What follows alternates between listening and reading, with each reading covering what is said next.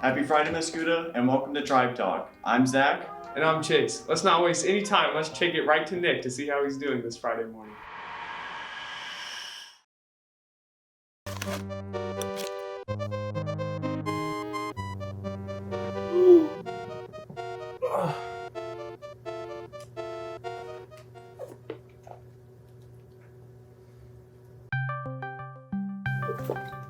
What the heck?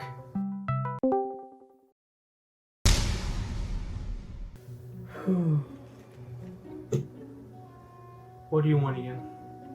Well, I hear you're planning a new episode of Nick Reviews stuff. You've heard correctly, fellow person. Let me guess. You want in?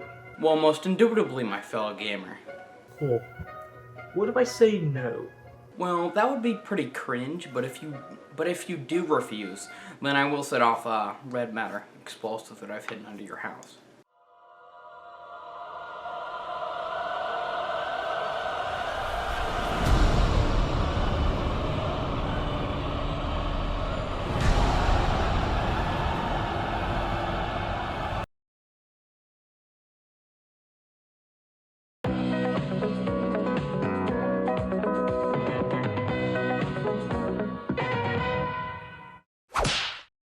Welcome back to the show, everyone. Today I'm being held here against my will by Mr. Robinson here on my TV. Well, anyway, Ian, what do you want to talk about? Well, you reviewed snow last time, so how about we talk about spring? Fair enough. Spring. A time where nature reawakens. The birds return from their vacation in the south, and the pesky bugs also return to annoy people, and to ensure that nature doesn't get destroyed by us humans. It is also a time where snow becomes rain. Oh boy, rain. I love the rain personally, however it tends to become too much around this time, which tends to cause floods. At least no one will be slipping and sliding on the roads. It can still happen with rain, just definitely not as frequently. Oh. Anywho, speaking of rain, we also got storms. We got everything on the menu. Thunder, lightning, hail, strong winds, massive twisters. You mean tornadoes? They're the same thing. With how wet things get around here, it tends to get nuts. Overall, I rank spring, weather-wise, a 7.8 out of 10. Too much water. I see what you did there, Nick. Shut it. Back to the subject of bugs, I thought I would talk about bees for a bit.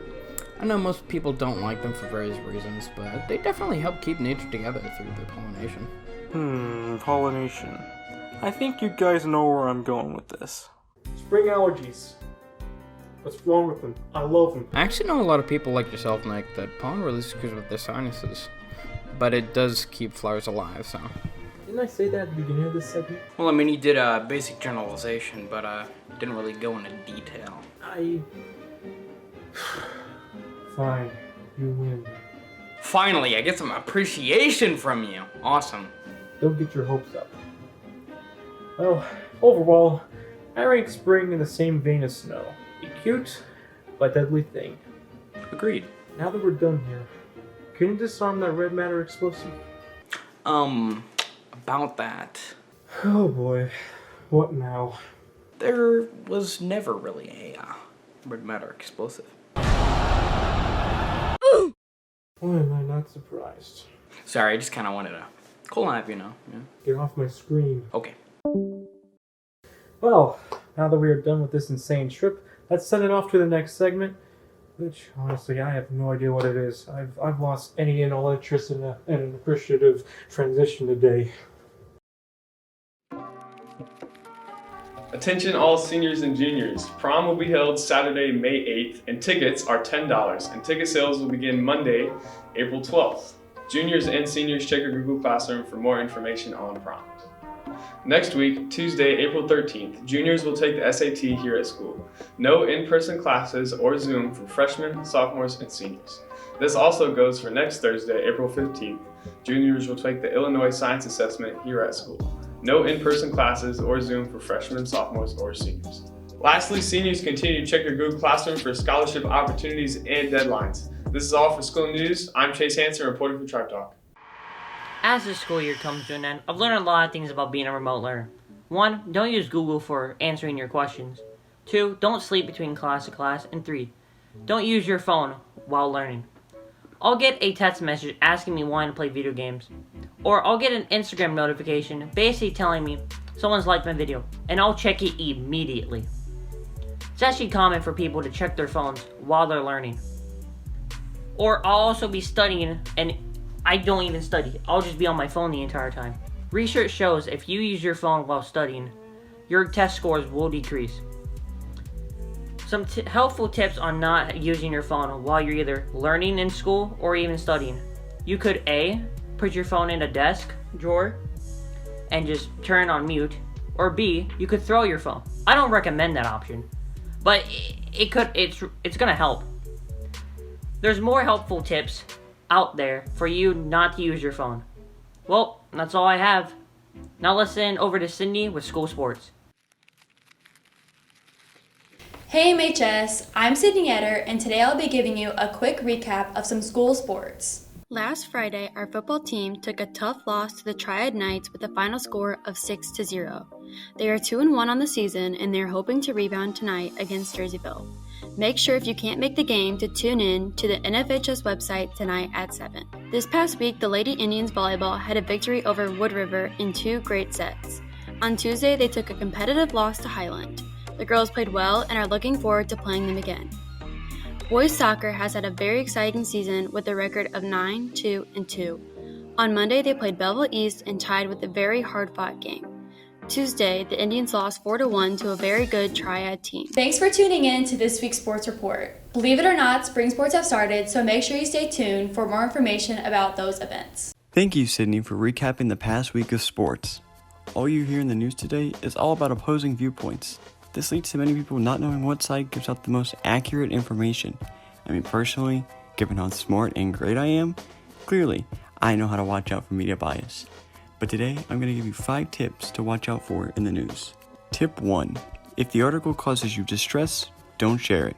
If you feel anger, disgust, or fear, do not immediately think to share it out to everyone. Some articles look to cause these feelings just for more clicks and may not have the accurate information. Tip number 2. Much like tip number 1, if a post makes you feel good, don't immediately post it. These articles sometimes look for feel-good stories, but often contain a lot of misinformation to try and give it credibility, which it does not. Tip number 3. Is it hard to believe? If you have a hard time believing what you're reading in the article, there's a good chance that credibility isn't there, so don't share it around. Tip number 4. Is it too hard to read?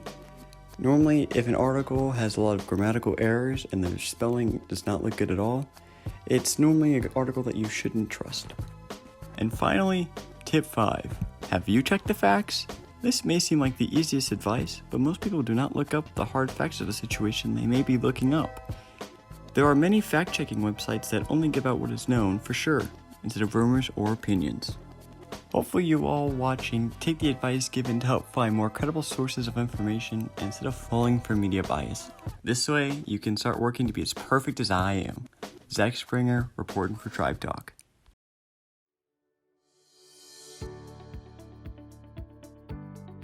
Hello, I'm Catherine Ortega, Mrs. Whiteside, and I put this event on, hosted by No Place for Hate. And we did this to simply encourage the empowerment of all women. So here we are enjoying ourselves. Hey, we want to thank everybody that came out to the Women's Walk. This is a Women's Month, March, and we were so excited that we wanted to do something for our women. We thought about doing this last year, but with COVID-19, we were unable to do so, so we started it back up again this month. Ms. Ortega, the No Place for Hate, and all the other administrators. Battis is up there playing the music for us, and students got involved. Students made banners, painted pictures. So this has been a great event, and we definitely want to do this again next year. Our women at the school and around our community do an awesome job. Thank you.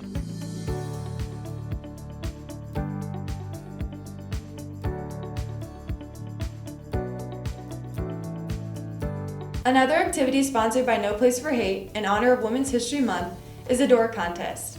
Advisories participated in decorating their classroom doors, and the winners are, in first place, Miss Jers.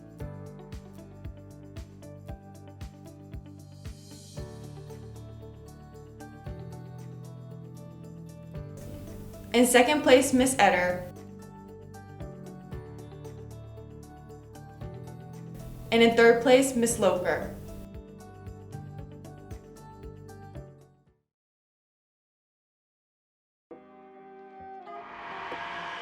Thank you, Julia, for highlighting such an empowering event. Can't wait to see what No Place for Hate does in the future. That concludes Tribe Talk this week. Don't forget to tune into the football game tonight at 7. Chase, give me a stat line. Hoping we can get 6 touchdowns tonight. That's the goal. We'll see if that happens. Anyways, stay safe. And stay classy, Mascoutah.